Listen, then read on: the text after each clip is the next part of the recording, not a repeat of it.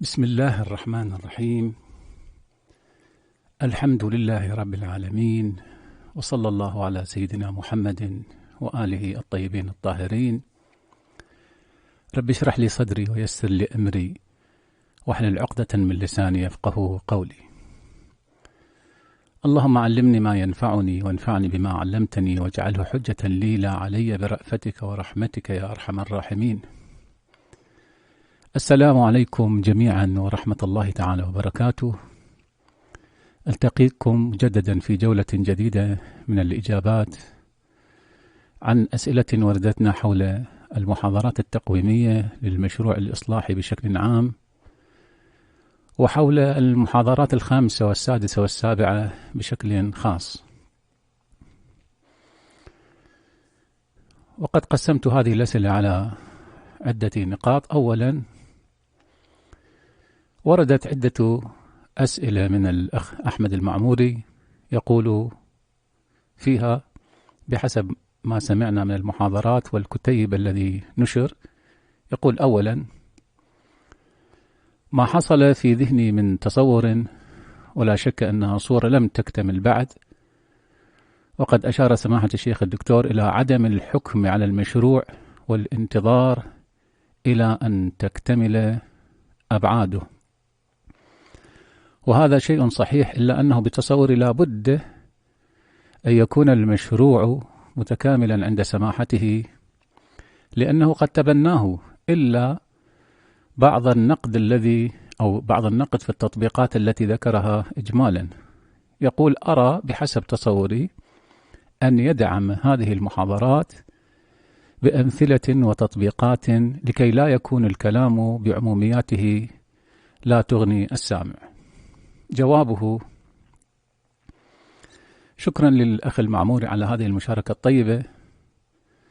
نعم، أنا ما زلت أؤكد على عدم الاستعجال بالحكم على هذه المحاضرات التقويمية قبل اكتمال الرؤية التي اعتمدت فيها الترتيب المنطقي، والذي أذكر به أن الخطة العامة للمحاضرات تتكون من عرض التصورات العامة لأصل المشروع الإصلاحي الذي نادى به السيد الأستاذ إعلاميا، والذي ظهر بشكل واضح في 3 كتب مهمة، وهي الموروث الروائي بين النشأة والتأثير، وتصحيح الموروث الروائي معالم نظرية عرض الروايات على القرآن الكريم، ومفاصل إصلاح الفكر الشيعي. وهذا ما قدمناه بشكل واضح.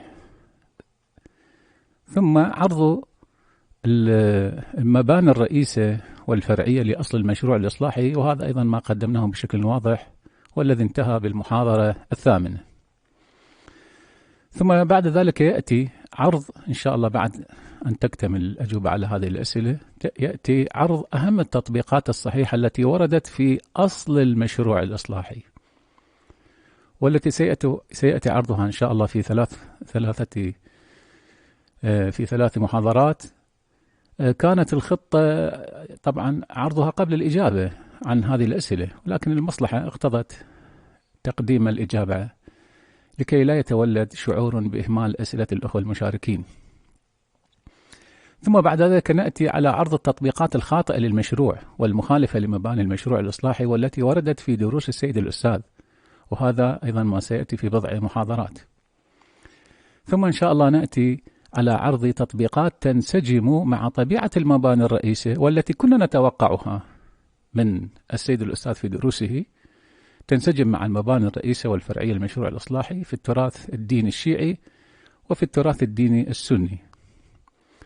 ثم نختم هذه المحاضرات إن شاء الله ببيان بعض الآفاق الجديدة للمشروع الإصلاحي في ضوء المتغيرات الزمكانية، مع بيان بعض الإرشادات لمن أراد الخوض في تطبيقات المشروع الإصلاحي. هذه هي الخطة الواضحة، ولا نريد أن ندخل في بعثرة، لا نريد أن ندخل في تداخل.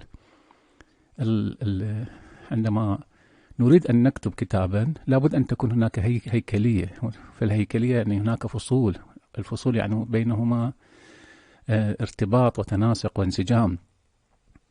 وهنالك بحث ما يسمى بالتصورات، ثم بعد ذلك يأتي بالتصديقات.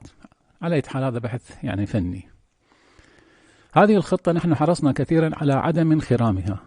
وأما ما تفضل به الأخ المعموري من ذكر أمثلة تطبيقية، فإن كان يقصد الصحيحة منها التي وردت في المشروع أو الخاطئة منها التي وردت في دروس السيد الأستاذ، فإنها آتية إن شاء الله ولا ريب في جدولة هذه المحاضرات التقويمية، وبحسب ترتيبها الموضوعي والمنطقي.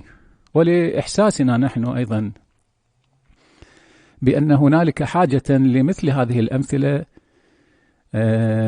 فقد ضمننا اليسير منها في بعض المحاضرات السابقة والتي سبقت التطبيقات الصحيحة وغير الصحيحة.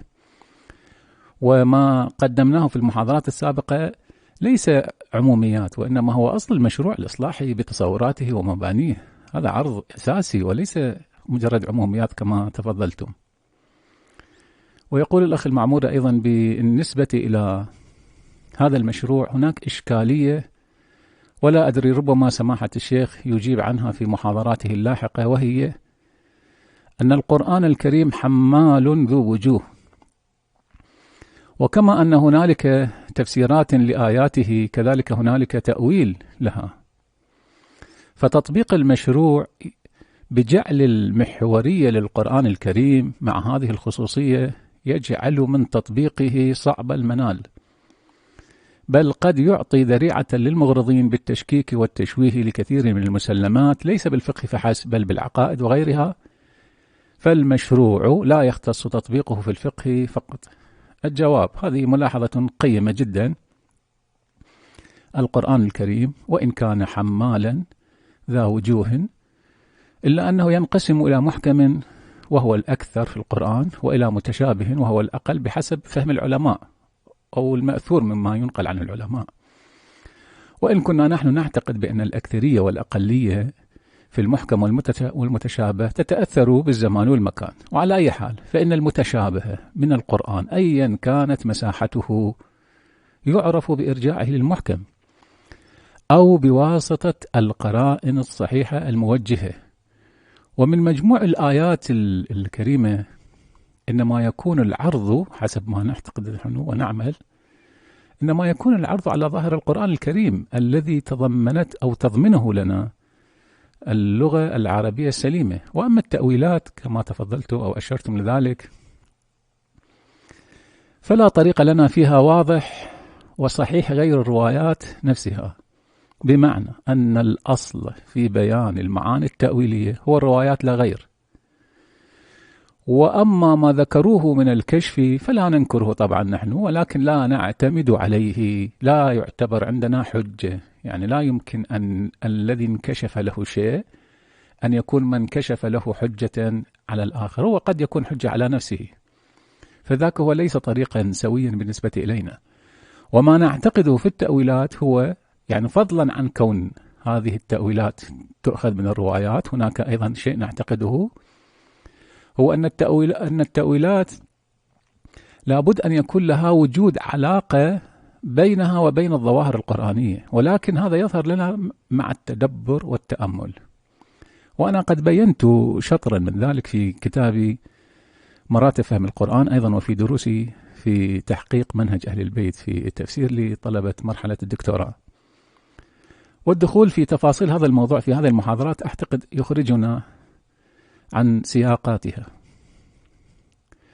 وسبق أن قلنا في جواب لسؤال سابق من أحد الأخوة الأعزاء في مجموعة الأسئلة الأولى التي جاءت في المحاضرة الثالثة والرابعة، قلنا هناك أن العرض على كتاب الله لا يكون صحيحا إلا لمن يمتلك رؤية تفسيرية كاملة.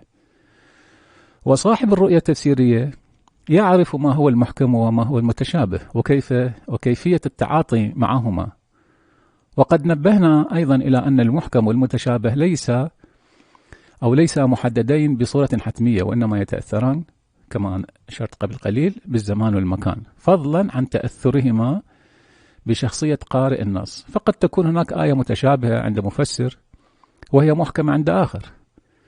وكلما اتسعت العلوم عند المفسر كلما قل المتشابه.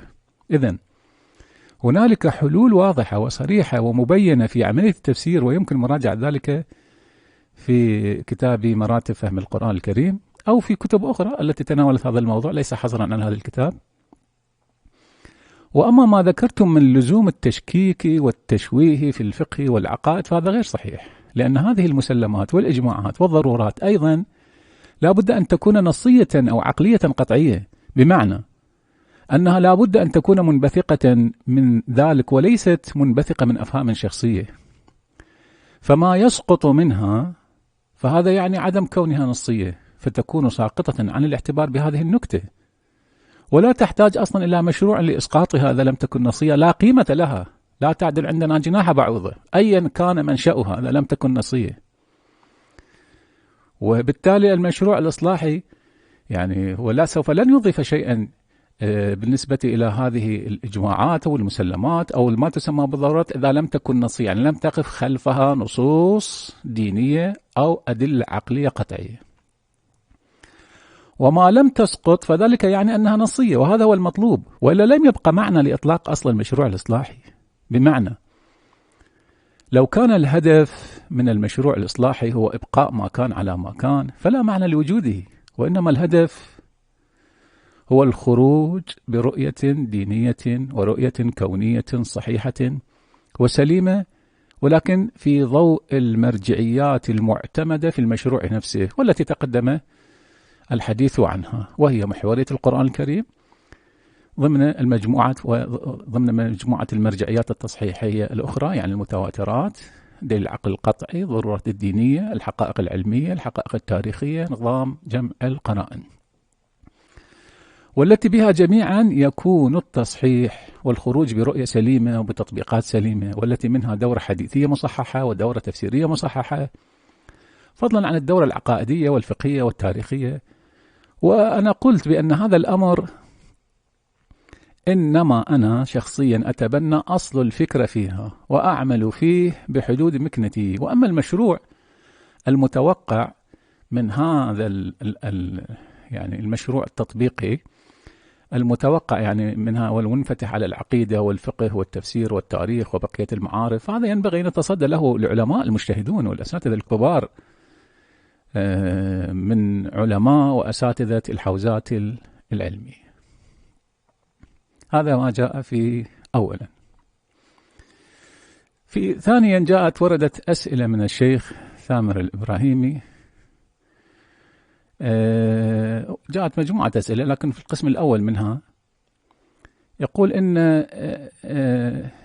يعني إن شاء الله تعالى أجوبة الأسئلة كشفت الكثير عن المبهمات، باعتبار أنه إحنا قدمنا في المحاضرة الثالثة والرابعة مجموعة أجوبة عن الأسئلة. يقول إن شاء الله تعالى أجوبة الأسئلة كشفت عن الكثير من المبهمات وأوضحت لنا الطريق أكثر، وأقترح على الشيخ أن ينفعنا أكثر بجعل دخولات مقدرة، أعني أسئلة يقدرها من خلال إحاطته بطرحه الجديد في التقويم المشروع، قد تكون غائبة علينا، ويجعل لها إجابات تكون من ضمن محاضراته القادمة. فأنا متيقن أنه يرى أن هنالك أسئلة يجب طرحها ولكنها لم تطرح. جزاكم الله خير الجزاء. جوابه: شكرا للشيخ العزيز الإبراهيمي ثامر الإبراهيمي، وأنا أعتقد يعني كان هذا الأمر يعني وهو تقديم أسئلة من قبلي والإجابة عليها كان ضمن خطة البحث، ولكني حرصت على عدم إقحام ذلك في المحاضرات الخاصة بالأسئلة لكي لا أمارس التوجيه غير المباشر للأخوة المتابعين، وإنما أترك لهم الفرصة كاملة للإدلاء بدلوهم وفقا لما فهموه. وطبعا لأهمية مثل هذه الأسئلة، يعني نظرا لوقوفي على تفاصيل المشروع، فقد ضمنتها في نفس المحاضرات، حيث اعتمدت هنالك على أسلوب السؤال والإثارة الفكرية في موارد كثيرة منها، ربما سيتضح ذلك عمليا بشكل أكبر إن شاء الله في المحاضرات القادمة. ثالثا ورد سؤال من الأستاذة حنان البصري كما جاء ذلك في ذيل السؤال، تقول: ما لم تبين التصورات العامة للمنظومات الفقهية والأصولية ولو بمحاضرة مستقلة، ستبقى رؤية المشروع غير واضحة أو غير مكتملة، وسيبقى إشكال الشيخ أركان الخزعلي الذي تقدم في المحاضرة الرابعة تتمة الأسئلة واردا. الجواب عن ذلك شكرا لكم. فيما يتعلق بأصل السؤال، يمكن أن ننطلق في الإجابة عنه من القاعدة العقلية التفريعية القائلة: ثبوت شيء لشيء فرع عن ثبوت المثبت له، بمعنى أن نؤسس العرش ثم نأتي للنقش، وما تفضلتم به من التصورات الفقهية والأصولية بل والعقائدية إنما هي تبتني على ما نفهمه من النصوص، وهذه النصوص المراد الاستنباط منها. تلك المنظومات العقدية الفقهية تحتاج في رتبة سابقة إلى التأكد من صحتها لكي لا ننتهي إلى عقائد فاسدة أو أحكام فقهية غير شرعية.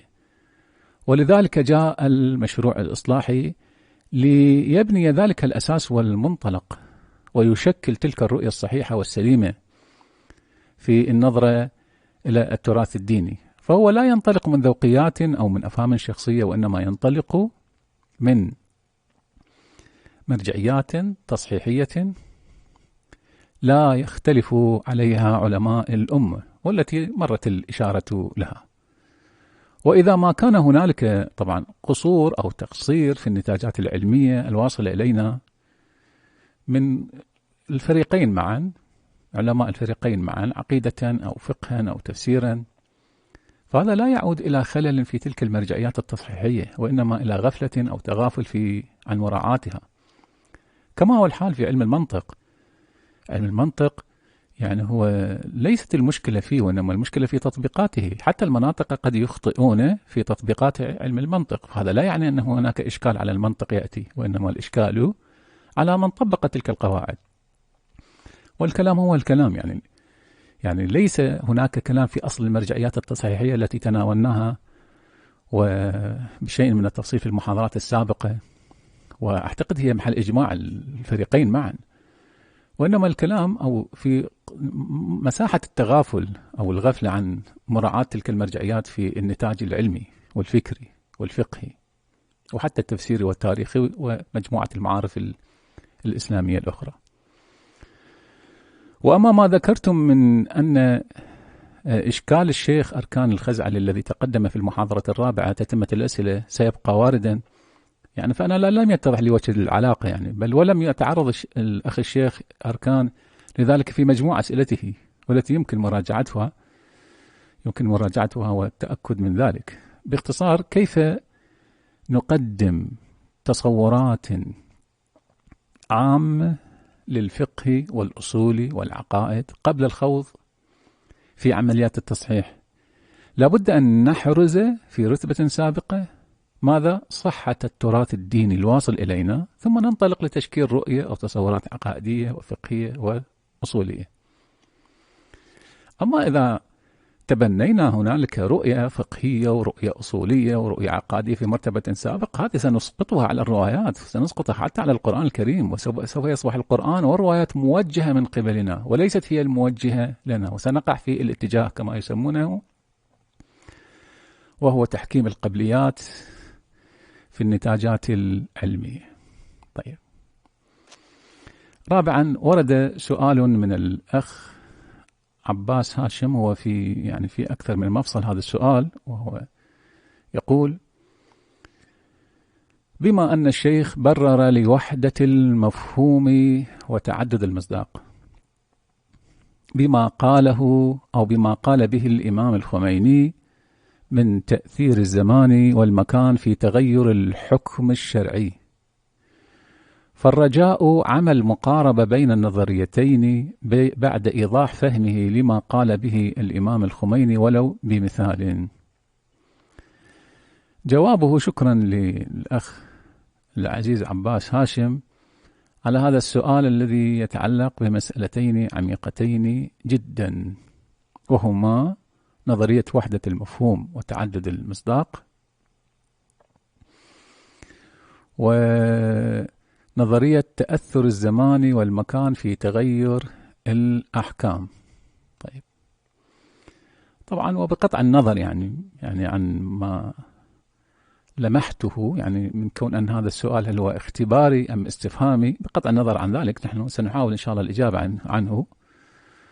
وطبعا نستميح الأخوة المتابعين العذرة، لأننا سنقف هنا وقفة طويلة حتى نبين هذه القضية، وإن كان هو حقيقة محلها ليس هنا، هذا يعني في محل الدرس، لكن على أي حال حتى نقدم تصورا يعني لا بأس فيه هذا الأمر الذي يرتبط ارتباط كبير بأصل المشروع.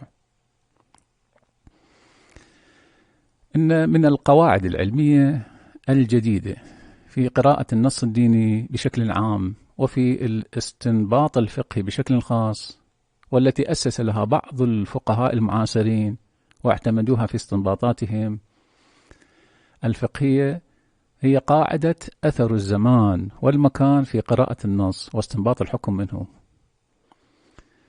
يريدون بذلك ملاحظة كل ما تمليه وتفرضه المعطيات المعرفية والظروف الموضوعية لكل زمان ومكان. طبعا لكل عصر جديد ظروفه الموضوعية التي تلزم الفقيه بمراعاتها عند استنباطه للحكم الشرعي. ولذلك أنا شوية أفتح قصة غير قبل أن أكمل الإجابة. من هذا المنطلق، عندما نعتقد أن لكل عصر جديد له ظروفه الموضوعية، فمو من المنطقي أن نجعل أنفسنا حكاما على ما أنتجه الفقهاء السابقون. يعني ما أنتجه الشيخ الطوسي، ما أنتجه الشيخ المفيد، ما أنتجه العلامة الحلي، ما أنتجه الشهيد الأول، الشهيد الثاني، الشيخ الأنصاري، ولا يومنا هذا.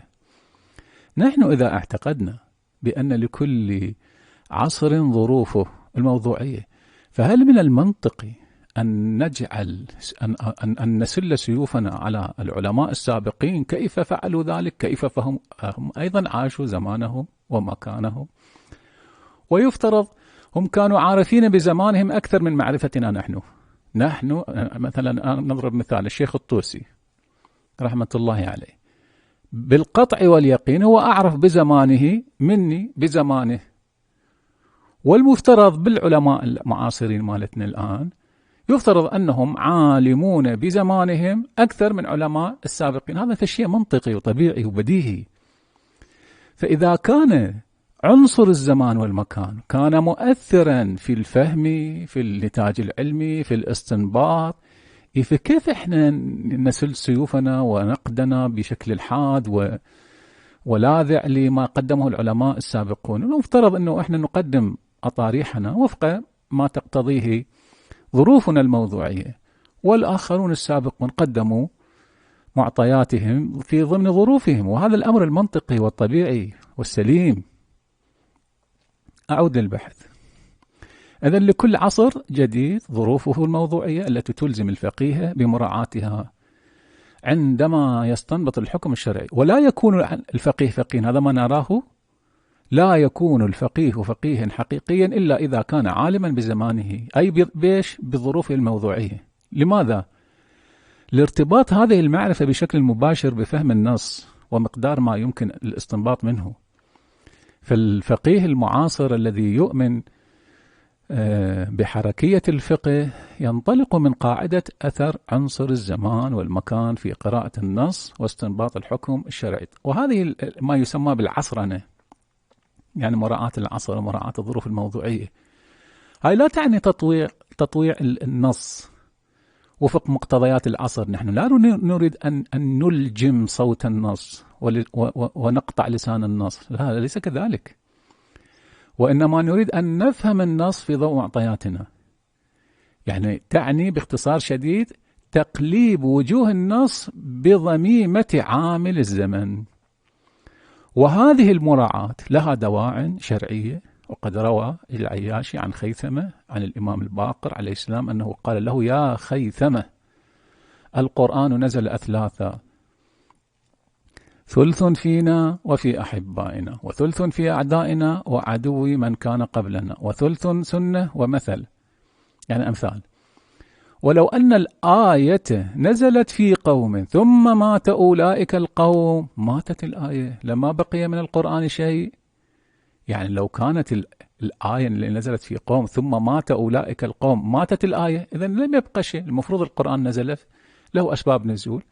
فإذا كانت الآية مرتبطة بأولئك الأشخاص أولئك الأشخاص ماتوا، إذن نحن لسنا مخاطبين بالقرآن. فكيف نرى أنفسنا إذن مخاطبين عندما نقول بأن ذلك المصداق لا يتوقف عليه المفهوم القرآني؟ لذلك يقول عليه السلام: ولكن القرآن يجري أوله على آخره ما دامت السماوات والأرض. انظر، يعني القرآن إلى يوم القيامة يبقى، ولكل قوم آية يتلونها وهم منها من خير أو شر. وروى العياشي أيضا عن الإمام الصادق أنه قال: إن القرآن حي لم يمت. يعني شنو حي؟ يعني ولو كان خاص بشيء وانتهى يموت. إن القرآن حي لم يمت وإنه يجري ما يجري الليل والنهار. هو الليل والنهار متوقفان؟ لا، مستمران.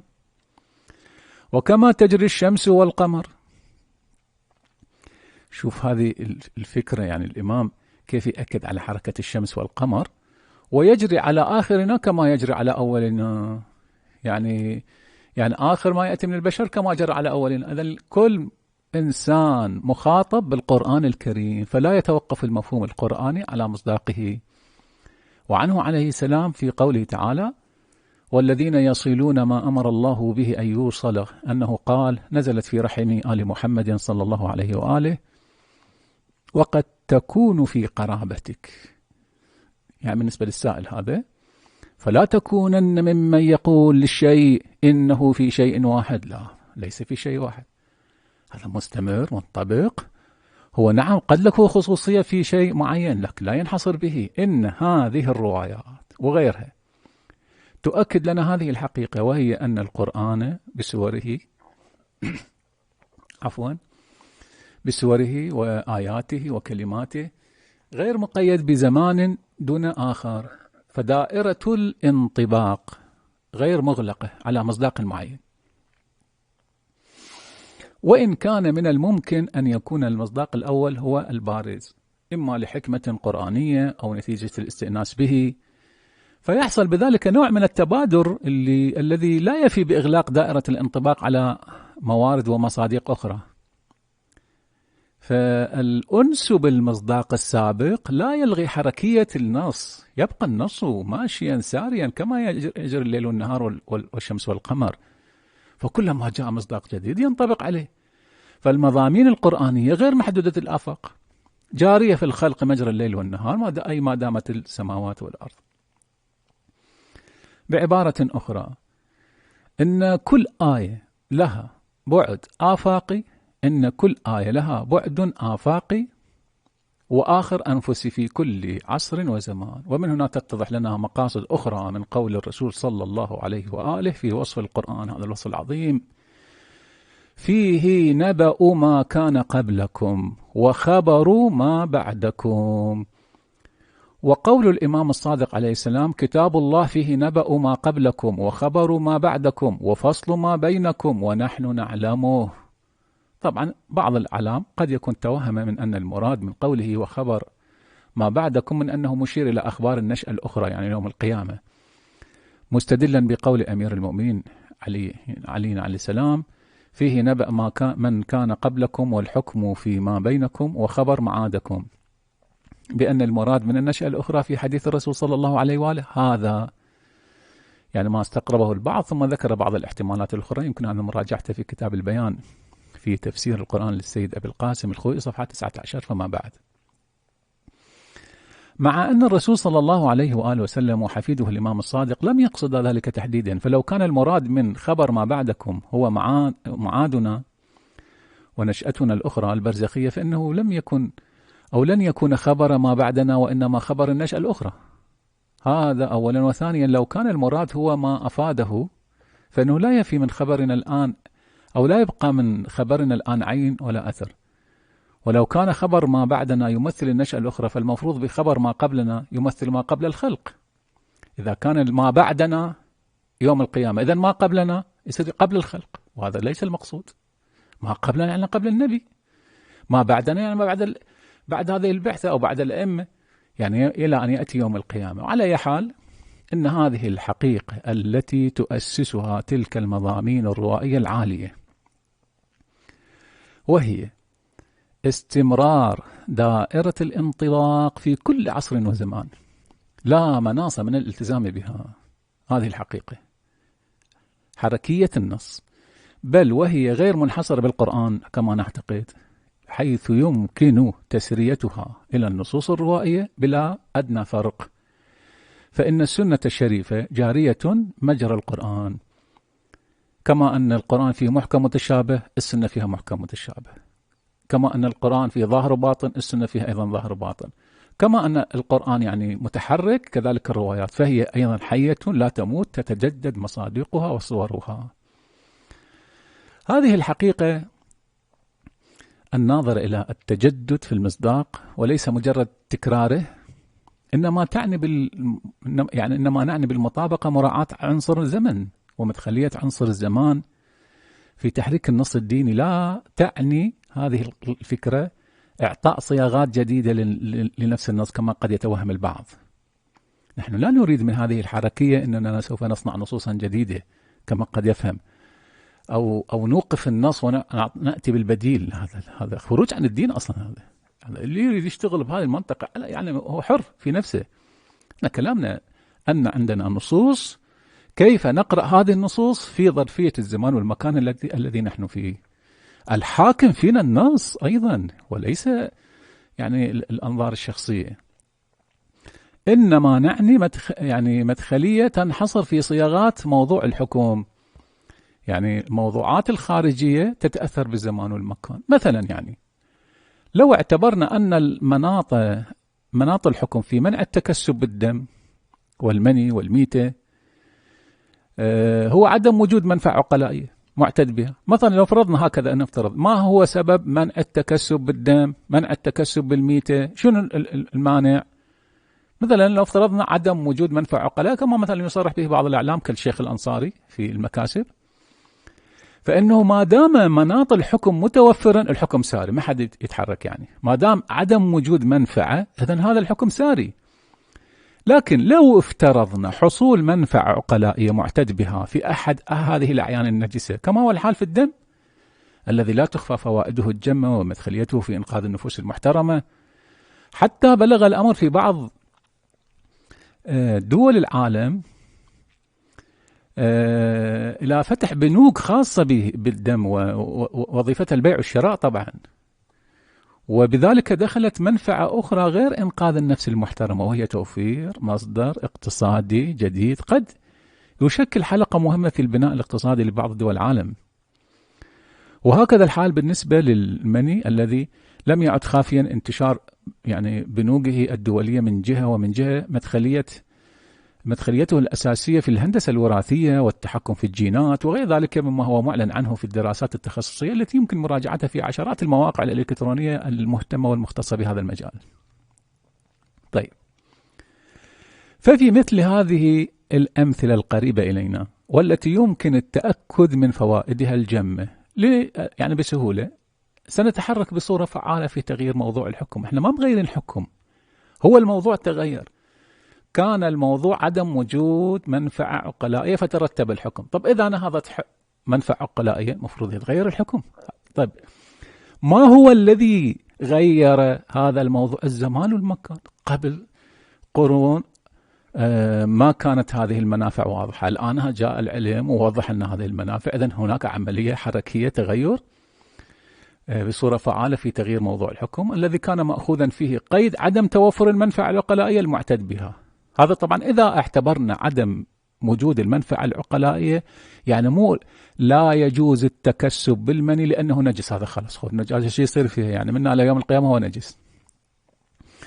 أما إذا اعتبرنا مناط عدم التكسب هو عدم وجود منفعة عقلائية، لا، هنا خاضع للزمان والمكان.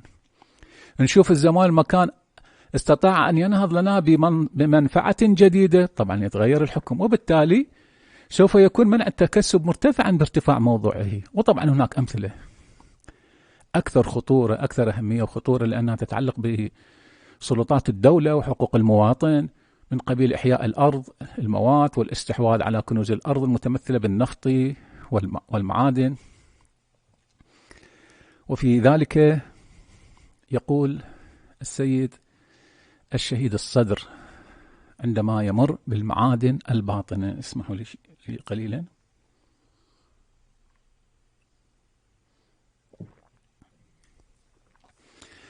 يقول رضوان الله عليه: إن الناس كانوا قد اعتادوا في عصر التشريع على إشباع حاجاتهم. منين؟ من المواد المعدنية التي توجد على سطح الأرض أو قريبا منه. طيب بيش؟ بحيازة كميات من تلك المواد لسد حاجاتهم، وكانت الكميات ضئيلة بطبيعة الحال تبعا لانخفاض إمكاناتهم للاستخراجية والإنتاجية. وهذه العادة التي سمحت بها الشريعة وقتئذ لا يمكن أن تصبح دليلا على سماح الشريعة بتملك الفرد لما يحوزه من الكميات، وإن اختلفت حيازته في الكم وفي الكيف عن الحيازة التي جرت عليها عادة الناس في عصر التشريع. طبعا بلا شك هذا طبعا تراجعوه في اقتصادنا الشهيد الصدر بحث معادن الباطنة صفحة 500. يعني هسه الآن تعرفون العالم فيه شركات أهلية، بعض الشركات الأهلية اقتصاد دولة، بعض الشركات الأهلية قادرة على إحياء صحراء كاملة واستخراج الثروات المعدنية الهائلة منها. طب هذا نجعل كل شركة كل واحد يمتلك الأدوات، هذا تفضل أنت تستطيع أن تستنفذ هذه الثروات. هذه الثروات ملك أمة مو ملك فرد. واحد يقول طب السابق كانوا من حاز ملك، كانت المواد معدنية ويستخدموا. شنو اللي جرى؟ اللي جرى كانت إمكاناتهم محدودة، والشارع ناظر إلى هذه المسألة كما يقول الشهيد الصدر طبعا، والكميات كانت ضئيلة. أما الآن ثروات عظيمة، ثروات تصنع اقتصاد، ثروات تنهض بالبلد من الصفر إلى الأفق. كيف يمكن أن نمكن الناس البسطاء أو الذين يمتلكون تلك الأدوات والتي يمكن أن يستوردوها من الخارج ويصنعوا فيها، كيف يمكن ذلك أن نمكنهم من الثروات المعدنية للبلد؟ لا، هذا ليس منطقي. يقول هذا الشهيد الصدر، يقول يعني ما اعتاد عليه الناس في عصر التشريع غير اليوم. ولا شك يعني طبعا انتهى كلام شهيد الصدر، لا شك أنه هناك أمثلة يعني أخرى كثيرة تدخل عنصر الزمان في تحديد موضوعه، من قبيل موضوع المثلة التي هي حرام ولو بالكلب العقور، فقد تدخل عنصر الزمان في تحديد دائرتها، فالتشريح ظاهرا متضمن للمثلة. عفوا. وإذ يقوم بعملية تشريح الجسد كما هو واضح، يعني هذا أمر حسي وجداني، لكن لأغراض عقلائية لم تكن موجودة في زمن الناس. وقد أفتى الكثير من الأعلام بجواز عملية التشريح لما فيها من فوائد طبية وقانونية.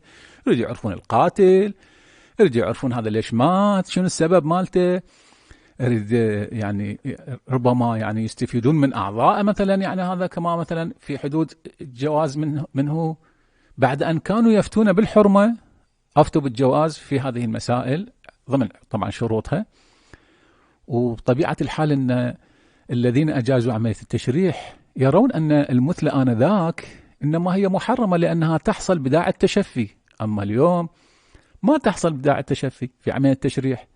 وهذا يعني أن الموضوع قد تغير، يعني مو تفسيخ الجثة دائما يصير مثلة، لا،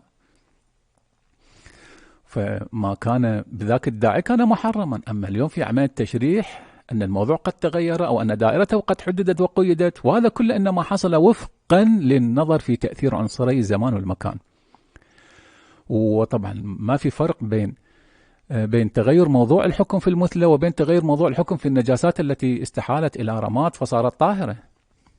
غاية ما في الأمر أن التغير في الاستحالة هو تغير في الداخل، من الداخل وفي حقيقة الشيء، وأما في المثلة وما شابه ذلك فإنه تغير من الخارج، وذلك بفعل الشرائط المستجدة بواسطة عنصري الزمان والمكان. وسواء تغير الموضوع بواسطة داخلية أو خارجية فإن أثر ذلك هو تغير الأحكام. احنا ما نقول تغير الأحكام نفسها هي تأتي واحد زمان المكان مباشرة يغير الحكم، لا أحد يقول بذلك، هذا مجرد يعني وهم. إنما يأتي الزمان والمكان يؤثر في طبيعة الموضوع. انظر فيعطي شروط جديدة، وضعية جديدة، تتغير الأحكام بتغير موضوعاتها. ولذلك لا يقال بأن هذا التأثير أو العلقة للزمان والمكان بتغير موضوعات الأحكام، لا يقال بأن هذا يتنافى كليا مع قول الإمام الصادق عليه السلام: حلال محمد حلال أبدا إلى يوم القيامة، وحرامه حرام أبدا إلى يوم القيامة، كما جاء في أصول الكافي الجزء الأول صفحة 58 حديث 19. هذا مجرد توهم نعتقد، يعني اللي يربط هاي القضية بهذا الحديث هذا مجرد توهم، لأن القائلين بأثر الزمان والمكان لا يقصدون من ذلك تغير الأحكام الإلهية مباشرة عزيزي، لا يقصدون ذلك، بمعنى أن مجال بحثهم ليس هو الأحكام الإلهية، وإنما هو موضوعات الأحكام الإلهية والأحكام أعيد أكرر موضوعات الأحكام وليست الأحكام مباشرة، موضوعات الأحكام الإلهية والأحكام الولائية المرتبطة بالزمان والمكان. الأحكام الولائية أيضا ممكن أن يأتي تأثير فيها مباشرة إذا كانت مرتبطة بالزمان ومكان معينين. ولذلك فإن الحلال في التشريع الإلهي كان وسيبقى حلالا إلى يوم القيامة إذا بقي موضوعه. أما إذا تغير موضوع بعد بطبيعة الحال يتغير الحكم. والحرام في التشريع الإلهي كان وسيبقى حراما إلى يوم القيامة، ولكن مع بقاء موضوعه أيضا. إذن فلا يوجد متقول واحد يقول بأن تغير الأحكام الإلهية حاصل مع بقاء الموضوعات على ما كانت عليه، فإن القائل بذلك على فرض وجوده يتصادم كليا مع هذا الحديث الشريف المروي عن الإمام الصادق: حلال محمد حلال أبدا إلى يوم القيامة، وحرامه حرام أبدا إلى يوم القيامة. جدير بالذكر أن الحديث يقول، يعني نكتة لطيفة أثيرها وأختم بها إن شاء الله المحاضرة. الحديث يقول: حلال محمد وحرام محمد. أعيد: حلال محمد وحرام محمد. ولم يقل موضوع الحلال وموضوع الحرام باقيان إلى يوم القيامة. الحديث واضح وصريح في الحكم: حلال حكم، حرام حكم، أما موضوع لا، هذا مو حكم. ولا يقال بأن هذا ليس جديدا، يعني لدخوله ضمن الأحكام الثانوية، أي أنه بالعنوان الثانوي كان حراما ولكنه صار بالعنوان الثانوي حلالا، من قبيل ما يسمى بأحكام الضرورة أو الاضطرار.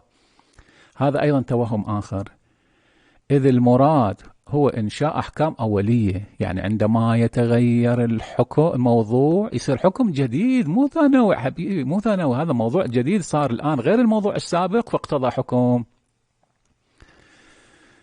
إذن المراد هو إنشاء أحكام أولية، فالمخصص للعام والمقيد للمطلق لا يعتبران حكما ثانويا، وإنما هو إنشاء حكم أولي، وحاله حال أي حكم أولي آخر. وهذا ليس مشابه للأحكام الثانوية والناشئة بفعل الاضطرار، لأن هذه ما دام الاضطرار فجاء هذا الحكم، مرتفع الاضطرار يرجع الحكم. لا، هذا موضوع ما نتغير الآن، موضوع تغير، صار عندنا موضوع جديد فيحتاج إلى حكم آخر. شرب الماء النجس حرام ويبقى كذلك إلى يوم القيامة، وعندما يأتي المضطر فيشرب الماء فإن حكمه يتغير إلى الجواز، وربما إلى الوجوب لو توقفت حياته على شربه، وهذا كله مع بقاء الماء على نجاسته. فالاضطرار لم يغير من الموضوع شيئا، يعني هذا الاضطرار هل تحول الماء النجس إلى طاهر؟ لا، كان ولا زال وسيبقى نجسا. أما فيما نتحدث فيه الموضوعات أصبحت مختلفة، يعني التغير في تركيبة الموضوع. وهنا يصح القول إن الماء النجس بالعنوان الثانوي وهو عنوان الاضطرار صار جائزا، ومن الواضح أن هذا يعني غير ما نحن فيه. فما نحن فيه هو تغير موضوعات الأحكام الإلهية، وليس هذا التغير بفعل الاضطرار أو ما شابه ذلك. نكتفي بهذا القدر، وإن شاء الله نلتقي في محاضرة أخرى لتتمة الإجابة عن الأسئلة المتبقية. اللهم أصلح كل فاسد من أمور المسلمين، اللهم غير سوء حالنا بحسن حالك، إنك على كل شيء قدير. وصلى الله على المبعوث رحمة للعالمين محمد وآله الطيبين الطاهرين.